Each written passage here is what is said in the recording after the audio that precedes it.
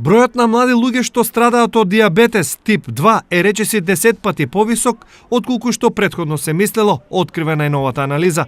Состојбата е многу поагресивна кај децата и младите отколку кај возрастните, со повисок ризик од компликации што се појавуваат многу порано. Експертите предупредуваат дека уште на илјадници деца и млади може да им биде диагностицирана состојба во текот на наредните години, бидејќи новите бројки за детската дебелина покажуваат дека повеќе од третина од децата ќе бидат со прекумерна тежина или дебели кога ќе го напуштат основното образование. Прво да имаат редовен број на оброци и да избегнат брза храна и засладени пијалоци и да се бават со спорт. Ево тоа било наједноставно.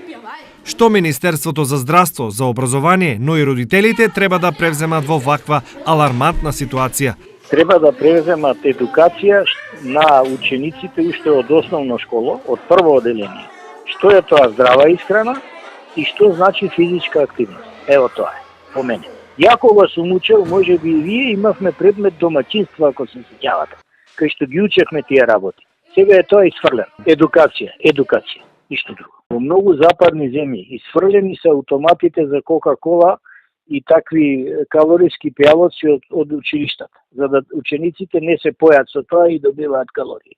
Освен ова, сигурно е потребно да се забрани телевизиското рекламирање за брза храна насочено кон децата пред 9 часот и да се ограничат промоциите на цените на супермаркетите за нездрава храна. За да помогнеме во обликувањето на иднината во која помалку деца ќе ја развијат оваа болест, потребно е континуирана посветеност во општеството за да создадеме средина што ќе ја намали дебелината.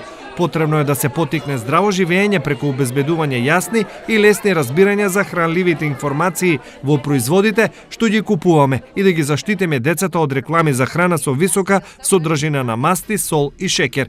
Инаку во регионот има речиси 14.000 лица заболени од диабетес, а од нив околу 1.200 се деца.